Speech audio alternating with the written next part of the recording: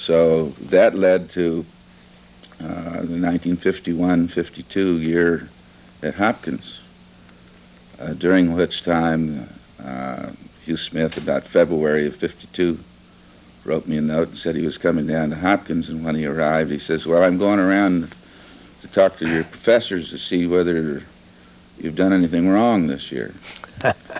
And he said, "Are you going to be around this afternoon, because I'd like to give you a report?" And that's what he did. And that afternoon, he laid out the general plans for the Rockefeller Foundation program in arthropod-borne viruses and asked me if I might be interested in joining the staff to enter this new study. And your response? Aye, sir. And then we corresponded over the next several months, and after passage of time, I was appointed to the staff. One of the people that I first met there, even before I went to work there, was Max Tyler, and he just received the Nobel Prize for the yellow fever vaccine. And my date of appointment was July 15th, 1952.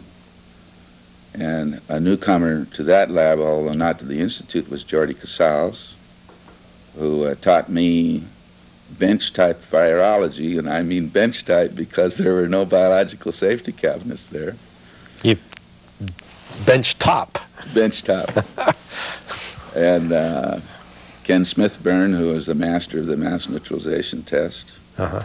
And by then, Austin Kerr, another worker in yellow fever, had been sent to India as director of the Virus Research Center, to which I eventually expected to go. Mm-hmm. And the former director, Dr. Richard Taylor, had been assigned to the Namru 3 in Egypt. The Navy was interested in developing a virological research capability. So he went to Cairo to do that. And all of these older yellow fever people were teachers of me and Wilbur Downs. Wilbur Downs had been brought into the program on a transfer from the malaria program, which they were phasing out. Uh-huh.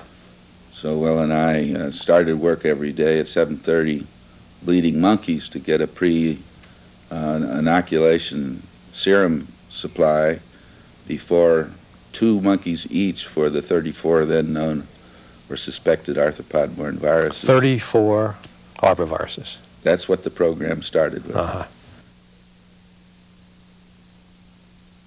Herb Hurlbut was the Navy entomologist, and he was collaborating with Taylor, who was isolating or trying to isolate viruses in suckling mice, which was the first time really that it was routinely used in arbovirology. Huh. But this was an outgrowth of Dahldorf's discovery of Coxsackie viruses. In using suckling mice. In suckling mice. Right. So this became the routine technique in Cairo. And they had an expanding colony of suckling mice.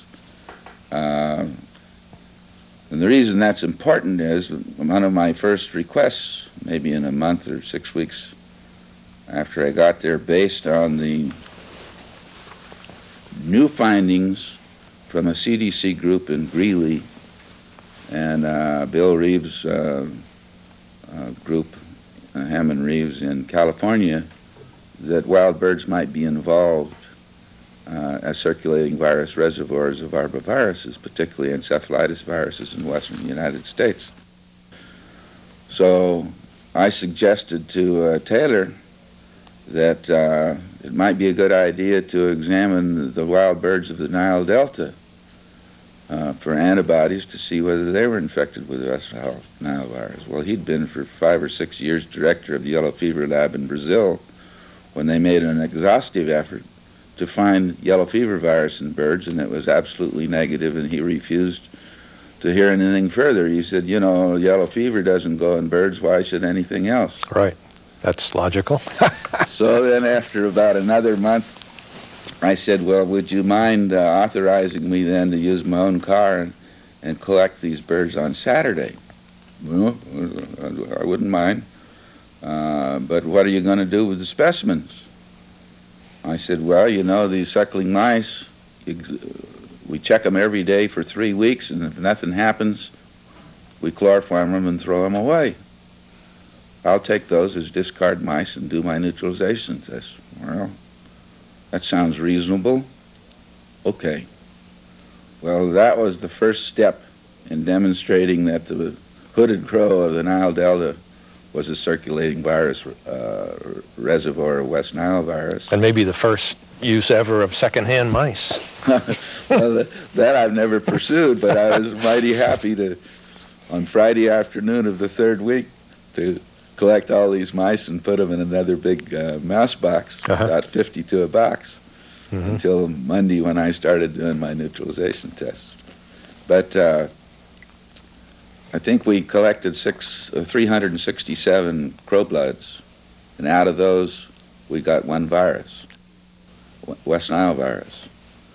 And in the paper that was subsequently published on that, it was stated that in that serum, it was puzzling that there was some neutralizing antibody against West Nile virus.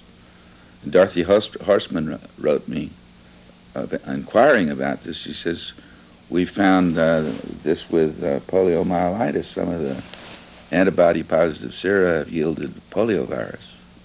Well, as it turned out later on, as you know, the neutralization of the virus brings the viremia down.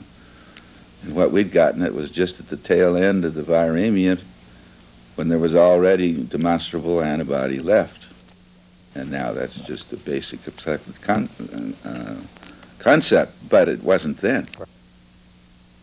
What were some of the other arbovirus adventures in Egypt? Well, there's an obscure virus named Sinbis, which everybody seems to use as a reagent. But you ask them where it came from and what kind of a virus. These are mostly biochemists and rapid replication types. Sinbis is a very good virus to work with, and of course they can make all kinds of sequential changes in it, and it's really marvelous. It really is. We discovered Sinbis virus in Egypt, and it's named after the village where we did most of our work. In December of '55, Joe Melnick came with the news that Detroit 6 cells would isolate hepatitis virus. So we switched our effort to the largest epidemic of viral hepatitis in record, I think 40,000 cases, counted by the opposition political party. Wow. And that's another quite interesting story. But Joe and I went up to collect specimens that we could, and Foundation flew in all these Detroit 6 cells, and this really set us up in the tissue culture business. And 3 months later, when he left with Sarah and his daughter, Nancy, that's where the Nancy type of Coxsackie virus comes from. He isolated it from his daughter. But anyhow, when they left, Pravin Bhatt, you know Pravin Bhatt? Very well. Well, we had recruited him to take the place of Kirti Shah while he came to get an MPH at Hopkins. And then when I arrived back there, Kirti decided to stay for a while, so we had Pravin on the staff. And so he was the one that was put to work on the tissue culture. So he came in the day after Joe left, and he said to me, along the way, in spite of the hepatitis work, we have tried to develop a tissue culture technique for West Nile and Jap B viruses, which were our two fundamental problems at the time. And Joe said, can't be done. And at that time, Joe was the leading tissue culture expert in the world. Right. So poor Pravin with his sad face, what do we do? And I said to Pravin, well, if Joe Melnick said it couldn't be done and we try it continuously and it can't be done, we prove the great virologist to be right. Correct? But Pravin, if we succeed, then we've really done something. His face lit up, and he has a big mouth of teeth, and we're off and running. And in a few months, we had tissue culture for Japanese bee encephalitis and West Nile virus, which was subsequently published in Proxoc about 6 months, I think, before Kissling and Chamberlain's hamster kidney paper was published. But what this led to, Max Tyler didn't have any use for tissue culture. Mouse was his business. Right. And Delphine Clark was out with us for a month in '57, and when she went back, she took the draft of this paper. And Bob Morrison read it. Said, how come they're doing things out in Pune, which is a front-line laboratory, that you guys should have been developing here? And that's the way Sonia Buckley became recruited. Oh, mackerel. And she got into the act. She's always been thankful to us for our tissue culture work in Pune. The other thing about this is that, what was his name, K.R.P. Singh, All right. developed the albopictus line, the first mosquito line of tissue culture, because we had that capacity in Pune. Gee whiz. Fantastic.